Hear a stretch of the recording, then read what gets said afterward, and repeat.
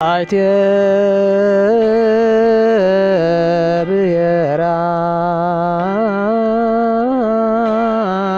ለጥበብ በስመ አብ ወወልድ ወመንፈስ ቅዱስ አሐዱ አምላክ። ኣብ ውሽጥን ኣብ ደገን ዘለኹም ናይ ኦርቶዶክስ ተዋህዶ ቤተ ክርስቲያን ተኸተልቲ ምእመናን ኩልኹም ቅድሚ ኩሉን ልዕሊ ኩሉን እንኳዕ ን2018 ዓመተ ምህረት ጾመ ፍልሰታ ወይም ናይ ፍልሰታ ጾም ኣብፅሐኩም ኣብፅሕና ክብል ይደሊ። ወኩኑ ላይካነ ለእግዚአብሔር በጾም ወበጸሎት በንጽሕ ወበትዕግስት ንእግዚአብሔር ብትዕግስትን ብንጽሕናን ብጸሎትን ብጾምን ዝግጁ ኾንኩም ንእግዚአብሔር አገልግሉ ይብል ሐዋርያ ቅዱስ ጳውሎስ ካልኣይ ቆሮንቶስ ምዕራፍ 6:4 ሐዋርያ ቅዱስ ጳውሎስ ኣብ ካልኣይ ቆሮንቶስ ምዕራፍ 6:4 ከም ዝመሃረና ማንኛውም ሰብ ዝኾነ ሰብ ጸሎት ክጽሊ እንተሎ ጾም እውን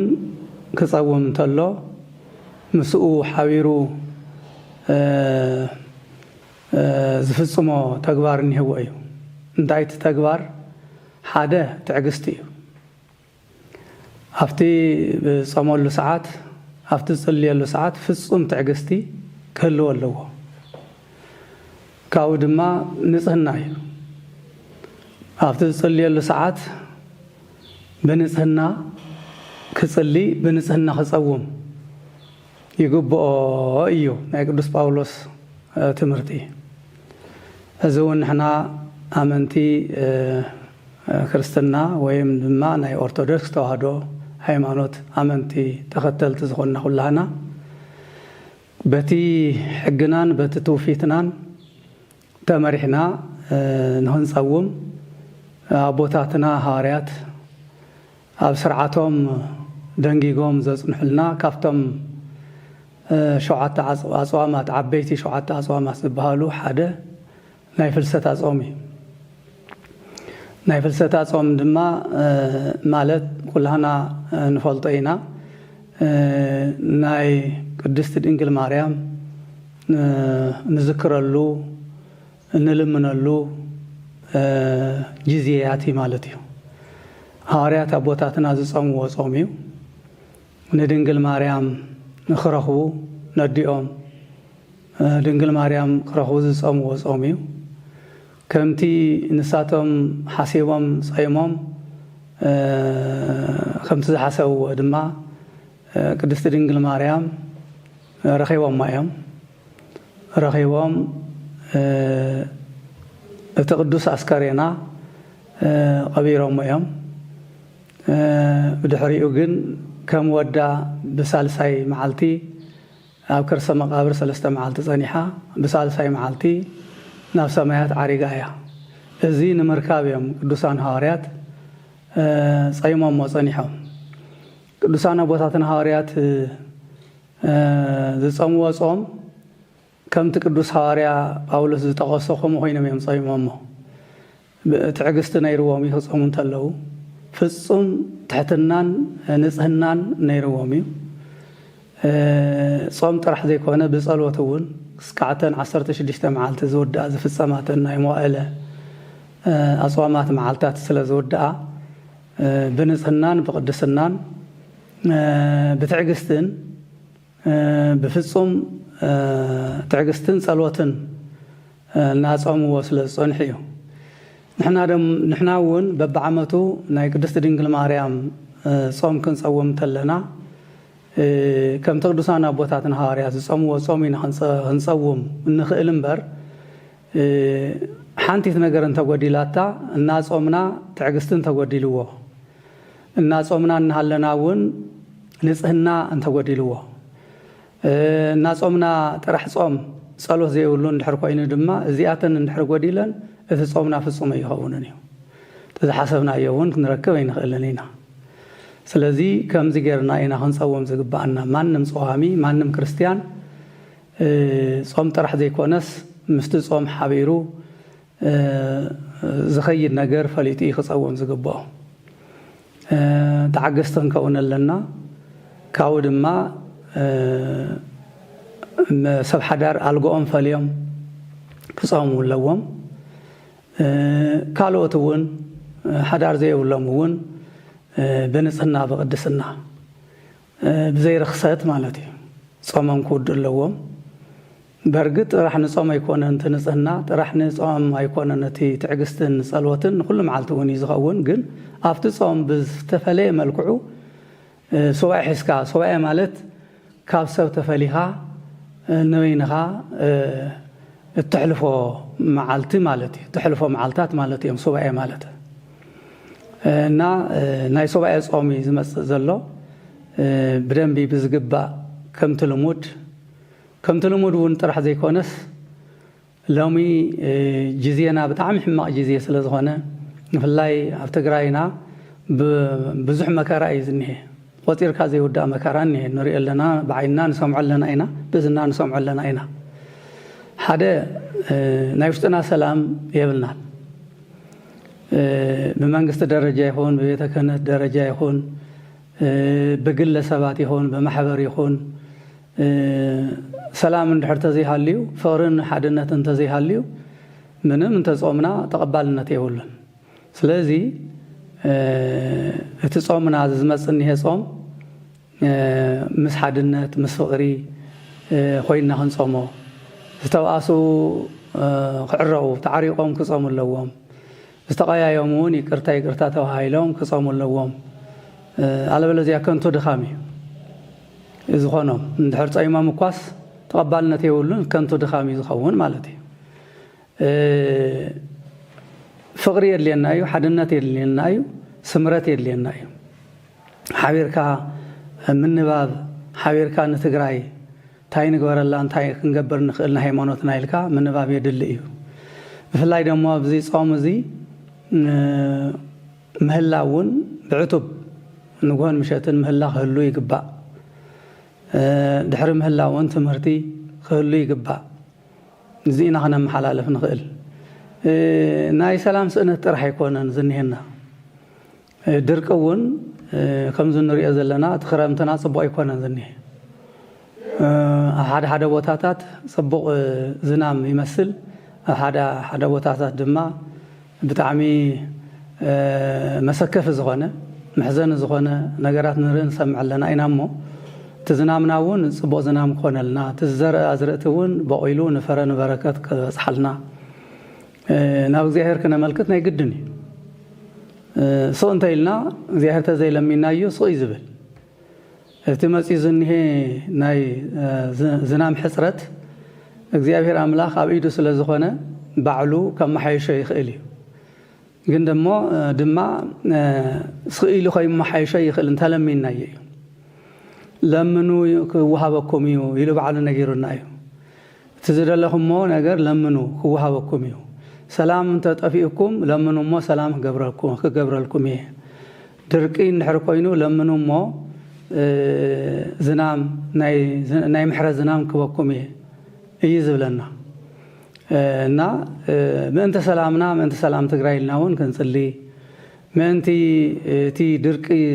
ከቢድ ድርቂ መፂኡ ዝኒሄ ኢልና እውን ክንጽሊ ድርቂ ጥራሕ ኣይኮነን ተን ዘንማ ዘለማ ዝናማት እውን ጥዑያት ዝናማት ኣይኮናን በረድ ንፋስ ተቐላቀሉ ስለ ዝመጽእ ዘሎ ብዙሓት ቦታታት ብበረድን ብንፋስን ከም ዝጠፍእ ዘሎ ንርዳእ ኣለና ኢና እዚ እውን ብምስትውዓል ከባቢየ ይጽቡቕ ይንሄ ኢልካ ስቕ ይበሃልን ሙሉእ ትግራይ እንድሕር ድሓን ተዘይኮይኑ ሓንቲ ከባቢ ድሓን ኮይና ጽቡቕ ይኮነን ስለዚ ክንተሓላለውን ይግባእ أو كالو زلوا دركي أبانا خم زلوا نحسبه أو كال زلوا ناي سلام مدفع أبانا خم زلوا نحسبه صباح نقوله نابانا زي ما صلى مهنيات يلن زينا خنستوعب زلنا تخال مبل سالسايد ما ناي سلام أبزي عدنا ناي سلام مدفع ناي مفللاي ناي جونز أوشتنا الله يو كاو حالفو تدركني هيو توانا مسكف دمو طرنتي سمع زن هنا بتعامي إذا سكف الناس الله نسيو سب ولا سلام نحركوين عدس تسديدون حدا بوتا نفت حدا زتعايا بوتا تسديدو حلفو يخلي طرنت قلنا بيك سدد يخل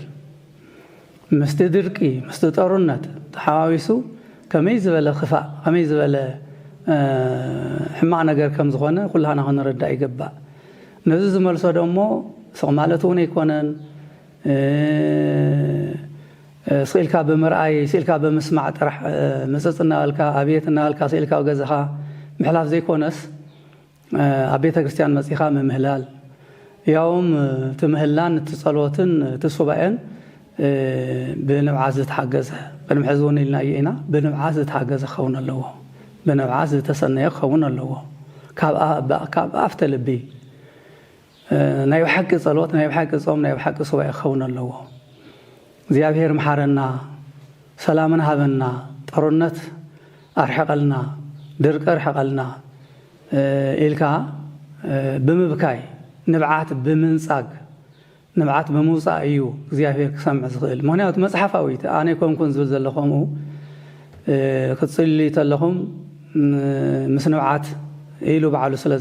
زنقرنا كم جينا يهون سلا زقبا سلازي إذا فلسطانا زيئة كافتي كان محزز حالفة صومة فلسطا فلي بزولة من قدي